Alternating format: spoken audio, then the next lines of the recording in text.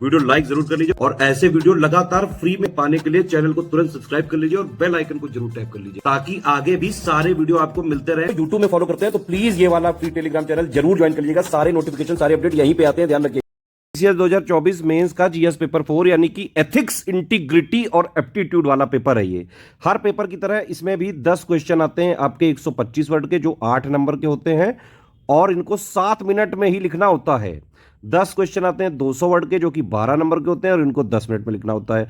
अगर आपने इस तरह से प्रैक्टिस करी है तभी आप जो है पूरा पेपर अटेम्प्ट कर पाए होगे, अदरवाइज तो नहीं, ये पॉसिबल नहीं है पूरा पेपर अटेम्प्ट करना। टाइम जो है लिमिट आपको जरूर देखनी पड़ती है, वर्ड लिमिट भी देखनी पड़ती है, सारे कीवर्ड्स भी इंक्लूड करने पड़ते हैं।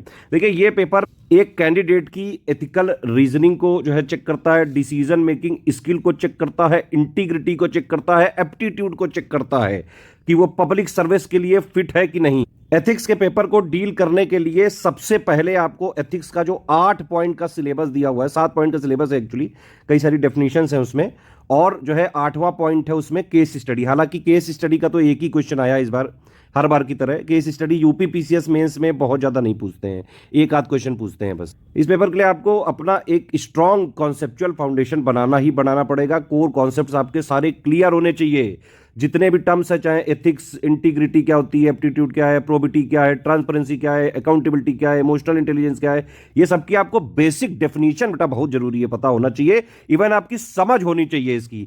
ये वाला पेपर जो है अंडरस्टैंडिंग बेस्ड है। और ये अगर आपको मैं ओवरऑल एनालिसिस बताऊं तो जैसे जीएस पेपर 1 इस बार, जीएस पेपर 2 ये थोड़ा सा रिलेटिवली इजी रहा, लेकिन जीएस पेपर 3 और जीएस पेपर 4 थोड़ा सा मॉडरेट टू टफ साइड जगता हुआ दिखता है।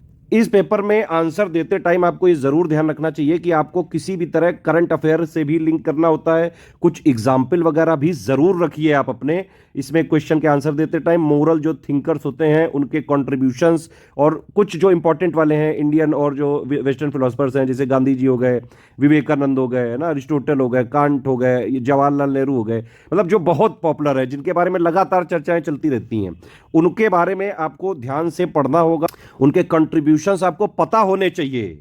प्लस गवर्नेंस की क्या क्या वैल्यूज हैं, जैसे इंपार्शियलिटी, ऑब्जेक्टिविटी, एम्पैथी, उनकी कैसे कैसे एप्लीकेशन है सिविल सर्विसेज में। एक चीज और आपको ध्यान रखनी चाहिए इस टाइप के पेपर को अटेम्प्ट करते टाइम कि आप टर्म्स भी थोड़े से टेक्निकल वाले ही यूज करें, कि जैसे इंटीग्रिटी, अकाउंटेबिलिटी, एम्पैथी, प्रोबिटी, है ना, जो भी सिलेबस में मेंशन्ड है। और एथिक्स को करंट इवेंट से जो लेटेस्ट में जो चल रहा है 1-1.5-2 साल का, उससे आपको कनेक्ट करना जरूरी है। ये हो तभी सकता है जब आपकी अंडरस्टैंडिंग क्लियर है, आपको समझ है चीजों की। आपने एथिक्स के जो 7 पॉइंट हैं, जो बेसिक कॉन्सेप्ट जिसमें सारी डेफिनेशंस वगैरह हैं, जो सिलेबस है पूरा, उसका एक एक जो है चीज आपने बाकायदा समझी भी है, पढ़ी भी है, और इसमें जो है पीवाईक्यू भी लगाना जरूरी है। 2018 के बाद के ही पीवाईक्यू रेलेवेंट है अब यूपी पीसीएस मेंस के आने वाले पेपर और इसके भी लिए। जैसे इसमें करप्शन वगैरह का जो एक क्वेश्चन आया है, उसमें आपको जो है करप्शन परसेप्शन इंडेक्स, उन सबको जो है आप कोट कर सकते थे। एडमिनिस्ट्रेटिव रिफॉर्म कमीशन वगैरह की जो रिकमेंडेशंस होती हैं, इन सबको जो है आप रिकमेंड कर सकते थे। मतलब इस तरह से थोड़ा एक जो है कीवर्ड्स वगैरह इंक्लूड करते हुए, टेक्निकल भाषा का यूज करते हुए, इस तरह से ही अच्छे से अच्छे नंबर लाए जा सकते हैं। पेपर में अगर देखा जाए तो पूरा पेपर में एकदम सिंपल और जो है डायरेक्ट डेफिनेशंस तो नहीं पूछी हैं, थोड़ा सा एनालिटिकल है और थोड़ा प्रीवियस ईयर क्वेश्चन से ही किसी तरह जो है कनेक्टेड तो है ये। अब कुछ कुछ क्वेश्चन देख लेते हैं। देखिए इसका डिटेल एनालिसिस सारे क्वेश्चन के बाकायदा मॉडल आंसर के साथ, यानी कि 125 वर्ड वाले में 125 वर्ड का आंसर प्लस उससे रिलेटेड और कौन कौन से तरह के क्वेश्चन बनाए जा सकते हैं, ये सारी चीजें बताते हुए बाकायदा डिटेल एनालिसिस का हम वीडियो जल्द से जल्द लाएंगे, सारे पेपर का लाएंगे। अब देखिए जैसे पहला ये क्वेश्चन है जो है ये role of following in context of civil services, moral code of conduct, work culture, ये तो डायरेक्ट क्वेश्चन माना जाएगा, है ना, ये बल्कि पहले आ भी चुका है। देखो स्वामी विवेकानंद के जो है बाकायदा आ ही गए, तो थिंकर्स वगैरह के कॉन्ट्रीब्यूशंस वगैरह आपको ज़रूर जो है समझने चाहिए और किसी तरह लिंक करके एक अंडरस्टैंडिंग बना लेनी चाहिए। अब देखिए ये इस टाइप के जो है क्वेश्चंस हैं जितने भी, जैसे effective communication, ethical leadership, community engagement, transparency, accountability, conflict resolution, बहुत सारे कीवर्ड्स इसमें यूज किए जा सकते हैं। तो ये सब आपको सिर्फ आंसर राइटिंग से ही आप सीख सकते हैं। देखिए आप जो है मेन चीज क्या है, मेंस की पढ़ाई कैसे की जाती है, पहले आप सिलेबस की जो स्टैटिक जितना भी है डेफिनेशंस है ना, कोर कॉन्सेप्ट, बेसिक जो है जितनी भी चीजें हैं, उन सबका बेस समझ लें, क्लियर कर लें। और इसीलिए मैं कहता हूं कि भाई पीसीएस में आपको सेल्फ स्टडी बेटा करनी ही पड़ेगी। आप वीडियो वगैरह से नहीं निकाल सकते हो ये एग्जाम। जितना सिलेबस दिया गया है उसकी थ्योरी बेसिक अंडरस्टैंडिंग आपको करनी ही करनी पड़ेगी।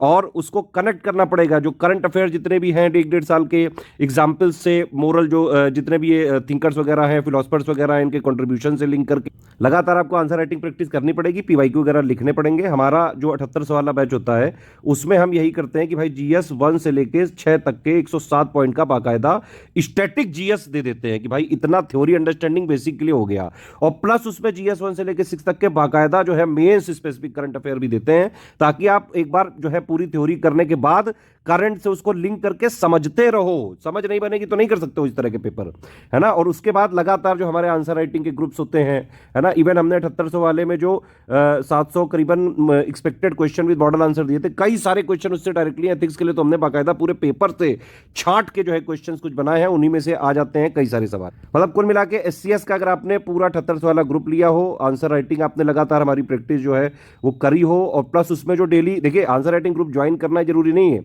उसको आप जो है डेली लिखिए, और उसमें जो फीडबैक डेली डेली दिया जाता है, सिर्फ स्टडी फॉर सिविल सर्विसेज करता है और कोई कर भी नहीं पाता है डेली फीडबैक। डेली फीडबैक जो हम देते हैं उसको इंप्लीमेंट करना बेटा बहुत जरूरी है आंसर में। अगर इंप्लीमेंट करके नहीं पढ़ोगे तो फिर नहीं लिख पाओगे। ये जो है रिपीटेड क्वेश्चन है, कोड ऑफ एथिक्स और कोड ऑफ कंडक्ट के बीच में जो है डिफरेंस वगैरह, राइट टू इंफॉर्मेशन, हालांकि ये लेटेस्ट के सालों में काफी जो है कर्व किया है गवर्नमेंट ने, ये क्वेश्चन पूछना एक अच्छा इंडिकेशन है। अब देखिए ये कितना बेसिक सा सवाल है कि भाई how far the act of right to information is effective in deciding the transparency in governance. ये लाया ही गया है ट्रांसपेरेंसी और अकाउंटेबिलिटी के लिए। रोल ऑफ इमोशनल इंटेलिजेंस से भी एक क्वेश्चन आ गया है ना, ये एक बढ़िया सवाल माना जाएगा। और इसमें आप देख सकते हैं क्वेश्चन के जो है कई सारे तरीके के, जैसे डिस्कस है, एग्जामिन है ना, क्रिटिकली एनालाइज में मिलेगा। इन सब का टाइप्स भी आपको जानना जरूरी है कि भाई किस टाइप के क्वेश्चन में क्या लिखना है आपको। अब जैसे ये रोल ऑफ एम्पैथी वाला आ गया, इसमें देखिए आपसे सजेशन मांगे हैं, तो मेरे हिसाब से आप अपनी अंडरस्टैंडिंग के हिसाब से, अगर आप जिसने भी इसमें कुछ देखिए, एक तो वो होता है कि भाई उसी टाइप के जो क्वेश्चंस हैं आपने देख रखे हैं, आंसर राइटिंग प्रैक्टिस कर रखी है, डेफिनेशन पढ़ रखी है, तो उसी से जो है चीज़ें आपने लिख दी। लेकिन अगर आपने कोई क्रिएटिव सजेशन दिया है तो मेरे हिसाब से इसमें ज़्यादा मार्क्स मिलने की संभावना रहेगी। ये क्वेश्चन भी एक बढ़िया क्वेश्चन माना जाए, करप्शन से रिलेटेड जो है करके क्वेश्चन आ ही गया। सिविल सर्विसेज का काम ही है बैलेंस बनाना, ये क्वेश्चन उसी को जो है उसी से रिलेट करके पूछा गया। अच्छा, ये केस स्टडी आप पढ़िए और आप बताइए कि अगर आप होते तो क्या लिखते।